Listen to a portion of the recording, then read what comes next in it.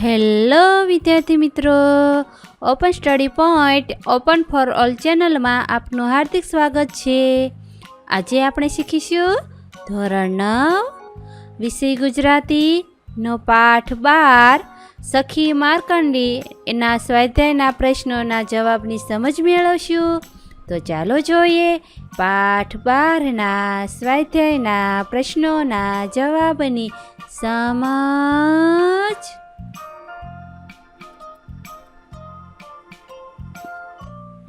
પ્રશ્ન 1. નીચે આપેલા વિકલ્પોમાંથી સાચો વિકલ્પ પસંદ કરી ખરાની નિશાની કરો. સવાલ 1.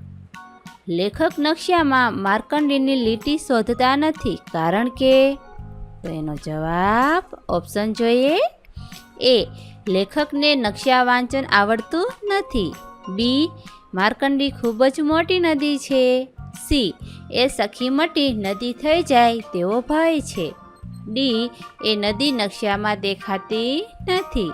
તો એનો સાચો જવાબ છે સી. એ સખી મટી નદી થઈ જાય તેવો ભય છે. સવાલ 2. મહાદેવે મુકંદ ઋષિને વરદાનમાં કેવું બાળક આપવા કહ્યું? તો એનો જવાબ ઓપ્શન જોઈએ. એ. તરત મૃત્યુ પામનાર બાળક. બી. 16 વર્ષ સુધી જીવનાર સદગુણી બાળક. સી. 100 વર્ષ જીવનાર મૂઢ બાળક. અને ડી. ઉપરના બી અને સી બંને વિકલ્પો. તો એનો સાચો જવાબ છે બી. 16 વર્ષ સુધી જીવનાર સદગુણી બાળક આપવા કહ્યું. સવાલ 3. માર્કંડી લેખકને શું આપતી? જવાબ. એ. સક્કરિયા. બી. અમૃત જેવું પાણી. સી. મૃગ નક્ષત્રના દર્શન. ડી. ઉપરના એ બી સી ત્રણેય. તેનો સાચો જવાબ છે ડી. ઉપરના એ બી સી ત્રણેય વિકલ્પો. માર્કંડી લેખકને સક્કરિયા, અમૃત જેવું પાણી અને મૃગ નક્ષત્રના દર્શન આપતી. સવાલ 4. ધૃષ્ટતા માટે યમરાજને કોનો ઠપકો સાંભળવો પડ્યો? તેનો જવાબ. એ. ત્રિશૂળધારી શિવજીનો. બી. માર્કંડેય ઋષિનો. સી. ઋષિ પત્નીનો. ડી. ભાઈ બહેનનો. તો એનો સાચો જવાબ છે એ. ત્રિશૂળધારી શિવજીનો.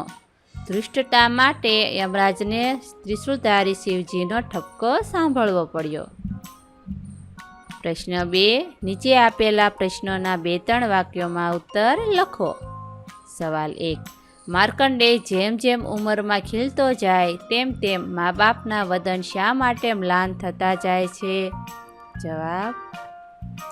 માર્કંડેય જેમ જેમ ઉંમરમાં ખીલતો જાય તેમ તેમ મા બાપના વદન મ્લાન થતા જાય છે કારણ કે એમના મનમાં ચિંતા હતી કે જોત જોતામાં માર્કંડેય 16 વર્ષનો થઈ જશે. તેની વય મર્યાદા પૂરી થતાં મહાદેવના વરદાન મુજબ એ જીવશે નહીં અને તેઓ ફરીથી નિસંતાન થઈ જશે.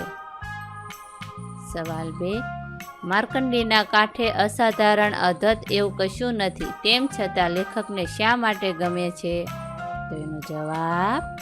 માર્કંડીને કાંઠે ખાસ ફૂલો નથી, જાત જાતના રંગીન પતંગિયા નથી, રૂપાળા પથ્થર નથી, પોતાના મધુર કલરવથી ચિત્તને અસ્વસ્થ કરે તેવા નાના મોટા ધોધ પણ નથી.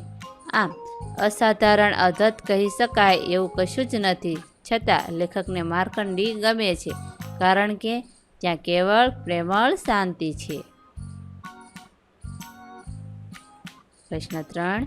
નીચેના પ્રશ્નોના 7-8 લીટીમાં ઉત્તર લખો. સવાલ 1. માર્કંડી સાથેનો લેખકનો સહવાસ તમારા શબ્દોમાં વર્ણવો. સવાલ 1. માર્કંડી સાથેનો લેખકનો સહવાસ તમારા શબ્દોમાં વર્ણવો. જવાબ. લેખક માર્કંડી નદીને માતા નહીં પણ નાનપણની સખી માનતા હતા. લેખકને એમના તાલુકાના નકશામાં માર્કંડી નદીનું ચિહ્ન દર્શાવતી લીટી શોધવામાં રસ નહોતો. તેઓ માનતા કે તેમ કરવા જતાં માર્કંડી એમની સખી મટીને સામાન્ય નદી બની જાય. તેમને તો તેના પાણીના પગ બોળીને બેસવાનું ગમતું. નાનપણમાં તેઓ માર્કંડી સાથે કેટલીય વાતો કરતા. એકબીજાનો સહવાસ જ એમના આનંદ માટે પૂરતો હતો. માર્કંડી શું બોલે છે તે સમજવાની લેખક દરકાર ન કરતા અને લેખક જે બોલે એનો અર્થ કરવા માંડી સોંપતી નહીં. તેઓ એકબીજાને ઉદ્દેશીને વાતો કરે છે એટલું જ એમને માટે પૂરતું હતું. ભાઈ બહેન ઘણે વર્ષે મળે એટલે એકબીજાને 1000 સવાલ પૂછે, પણ એ સવાલો પાછળ જિજ્ઞાસા નથી હોતી. એ તો પ્રેમ વ્યક્ત કરવાનો એક પ્રકાર છે. લેખક અને એમની સખી માર્કંડી વચ્ચેના સંબંધો પણ આવા જ હતા. સવાલ શું પૂછ્યો અને જવાબ શું મળ્યો એ તરફ ધ્યાન આપવા જેટલી સ્વસ્થતા એમના પ્રેમ મિલન વખતે ન રહેતી. સવાલ 2. માર્કંડેય ઋષિની કથા તમારા શબ્દોમાં આલેખો. જવાબ. મુકંદ ઋષિને સંતાન ન હતું. એમણે તપશ્ચર્યા કરીને મહાદેવને પ્રસન્ન કર્યા. મહાદેવે વરદાન તો આપ્યું, પણ એમાં વિકલ્પ મૂક્યો. મુકંદ ઋષિ 16 વર્ષ સુધી જીવનાર સદગુણી બાળક પસંદ કરે અથવા 100 વર્ષ જીવનાર મૂર્ખ બાળક પસંદ કરે. મુકુંદ ઋષિ વિમાસણમાં પડી ગયા. તેમણે તેમના ધર્મપત્નીની સલાહ લીધી. ધર્મપત્નીએ કહ્યું છે કે સદગુણી બાળક ભલે 16 વર્ષ જીવે, પણ એ જ ફૂલો ધારક થશે. આથી બંનેએ 16 વર્ષ જીવનાર સદગુણી બાળક માંગી લીધું. એનું નામ માર્કંડેય પાડ્યું. માર્કંડેય જેમ જેમ મોટો થતો જાય તેમ તેમ મા બાપના ચહેરા મ્લાન થઈ જતા. આખરે 16 વર્ષ પૂરા થયા. માર્કંડેય પૂંજામાં બેઠો હતો ત્યારે યમરાજ તેને લેવા પાડા પર બેસીને આવ્યા. શિવલિંગને ભેઠીને બેઠેલા યુવાન માર્કંડેયને અડકવાની યમરાજમાં હિંમત નહોતી. આખરે યમરાજે એના પર પાસ ફેંક્યો. ત્યાં તો શિવલિંગમાંથી સાક્ષાત ત્રિશૂળધારી શિવજી પ્રગટ થયા અને યમરાજે કરેલી ધૃષ્ટતા બદલ તેમને ઠપકો આપ્યો. મૃત્યુજય મહાદેવના દર્શન થતાં માર્કંડેયના મનમાં બીક ન રહી એને જીવનદાન મળ્યું. આ વિડીયો નિહાળવા બદલ આપનો ખૂબ ખૂબ આભાર અને ઓપન સ્ટડી પોઈન્ટ ચેનલ તરફથી વિડીયો નિહાળવા બદલ આપનો આભાર.